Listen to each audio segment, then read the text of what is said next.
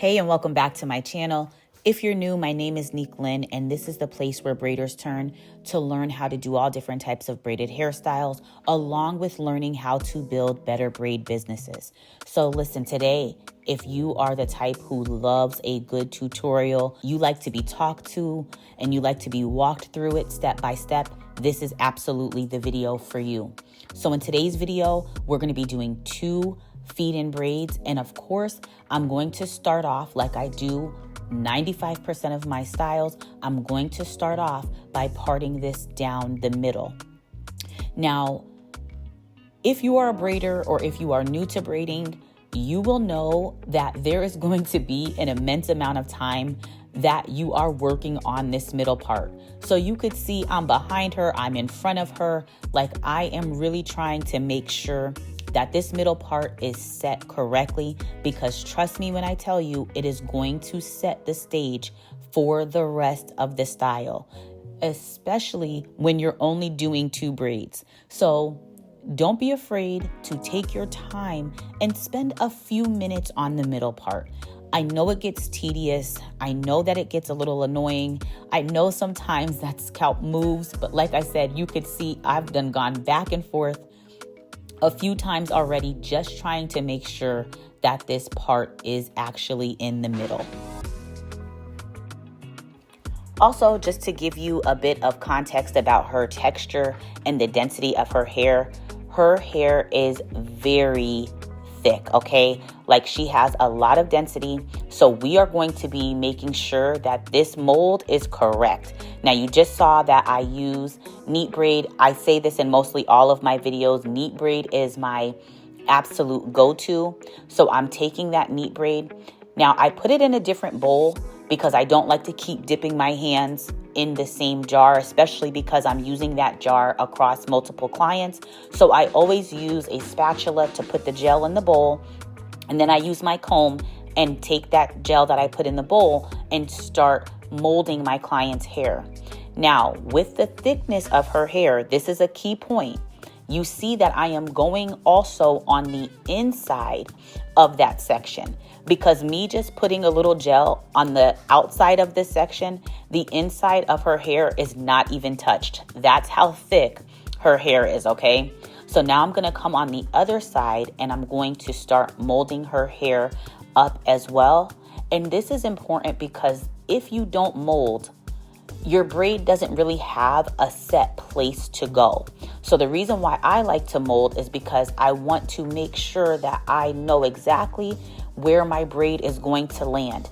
This is so important with 2 feed-in braids, because let's be honest, how many times have you gone to do 2 feed-in braids and they end up lopsided? For me, molding and taking my time doing this section, and you can see I'm still going back and adjusting this middle part.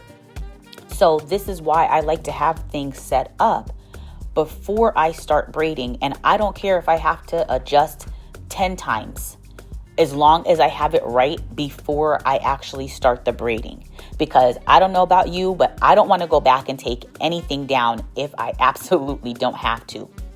So I'm still working on the mold, and now I'm going to separate the first piece or the first section of this braid out. And then I'm going to take my comb and go directly down the middle of that section.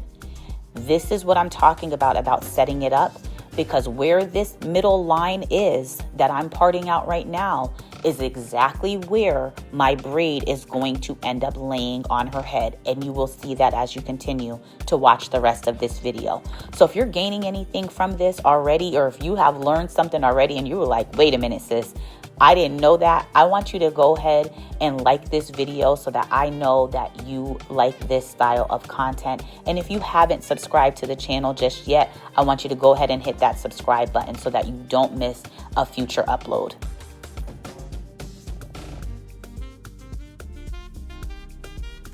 Now on to our next important step. Almost every feed-in braid that I do, stitch braid that I do, I separate this part in 3. So you're going to see 1, 2, 3, okay? I'm always going to start that off and braid a couple of times before I pull in my section, okay? So that could be 3 times for you, that could be 4 times for you. That's typically what it is for me, somewhere between 3 and 5 times. Now, as I take in my first piece, you could see that I already added in my first piece of braiding here, okay? Very small pieces. With the thickness and density of her hair, I don't need to add super big pieces. What I like to do is make sure that the piece that I'm adding is smaller than the strand that I'm adding it under. So you could see I'm rocking this braid back and forth, using my pinky nail to pull in the sections, or my ring finger, it just depends. Sometimes I have to readjust and get my comb out just to center that hair. And then I go ahead and use my finger to pull it in. Now, surprise, surprise, okay? We're gonna add a little piece of curly hair in these braids. This is just your regular synthetic curly pieces, nothing fancy. You can choose what brand you want to use. If I'm not mistaken, this could be a Freetress brand, but if I can find it, I'll put a little pop in on the side here so that you could see exactly what brand it was. So you see I comb, get the hair together, pull in a piece. That's all I'm doing, back and forth, and I'm going to continue those motions all the way down. Now, her hair is thick, okay?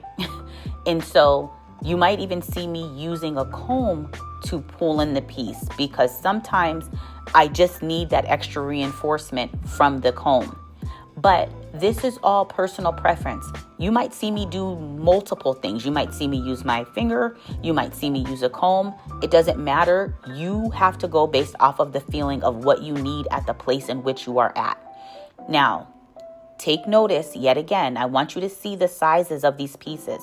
The pieces of the braiding here are not large at all. Because if I were to use too large of pieces, you might be wondering well, what's going to happen if the pieces are too big? Here's the thing. With the thickness of her hair, if I start loading this braid with super duper large pieces, the braid is going to get so thick that I'm not going to be able to hold it and control it, okay? So just keep that in mind. And then as I braid down, you see, look at this beautiful braid, and I did not even have to add a whole lot of large pieces to it in order for it to get that density. Now, onto the other side. We're going to do the same exact thing. What you do on one side is what you want to do on the other side, okay? One thing that you did not see when I did that other braid, as I build that braid down, then I will add some larger pieces just so that the density remains the same all the way through. But I talk about that in other videos. I'll link that video in the corner as well, just in case, or I'll put it in the description section below so that you could see that as well if you needed to see that in full. So again, I'm over here on this other side. I'm doing the same exact thing. I'm molding her hair, making sure that it's going to be right where I want it to be, making sure that it's nice and smooth, going in on the inside, okay? I'm touching that inside a little bit because her hair is super thick. And so when I pull those pieces in, I want those pieces to come in straight, sleek, and clean. Now, if you're still here at this point of the video and you're still watching this video, I want you to drop in the comments, why did I part this in the middle the way that I did? Okay, the question is, why did I part that section in the middle the way that I did? I want you to drop that answer in the comments. So now I'm going to start off her braid yet again. I'm doing the same thing. I'm pulling in my first piece. I'm adding my first piece of hair upon me pulling in that first piece. And now I'm going to rock the braid back and forth, pulling in my stitches, adding my small piece of braiding hair.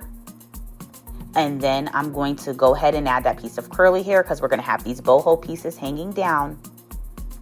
And then I'm going to grab in from the other side and I'm going to rock this braid back and forth the entire way down. Okay. I encourage you that you will need to find the way that works for you. whether it's using your nail to pull in your stitches, whether you're using a comb to pull in your stitches, whether you want to use one of those tools that you slide on your finger that have the pointed edge to pull in your stitches. I don't think that there's just one way to do stitch braids. Sometimes, like I said, you see me using the comb now. Sometimes I might use multiple ways in one braid, okay? Because you just have to do what feels right for you in that moment. So I'm gonna go ahead and continue to braid her hair down. How cute are these curly pieces? This is like the perfect summer style. It's not too much. It doesn't take too long to do. It's like this probably took me about an hour and 15 minutes to an hour and a half. So this is a style that you could easily incorporate into your style list this summer. And this is something that's nice, affordable for the girlies who, might not have it to get a full set of knotless braids or might not have it to get, some of these more extensive styles. So I think it's always a great opportunity to have these smaller yet cute styles on your service list so that you can meet people at different price points. So I just went ahead, did my finishing touches. You guys know what those are. We use some mousse to set the style. We also use some hairspray to seal it. And then I'm gonna go ahead, just for that extra touch, I'm gonna go ahead and put the bottom of these braids on some perm rods. And I'm going to dip them in hot water so that the bottom of the braid kind of carries the flow of the curls that we added. This is not a necessary step, even though you do need to dip these braids at the bottom, whether you decide to curl them or not. But this was just something that I thought would really pull the style completely together. So I'm gonna go ahead and take those rollers off. You'll see you're gonna get this cute pigtail end of a curl, and then same thing for the other side. I'm gonna go ahead and trim it up just a little bit. I like to do this, again, it's all about these small finishing touches. Your clients will absolutely appreciate your attention to detail. They'll absolutely appreciate you taking those extra steps to make sure that their style is to the next level. And trust me when I tell you, it's these smallest things, these smallest customizations that you can do that are going to make all of the difference. So look at how beautiful these two braids came out, 2 feed-in braids. Like I said before, go ahead and subscribe to the channel if you enjoyed this video and learned anything from this tutorial. And as always, God bless, and I'll catch you in the next one.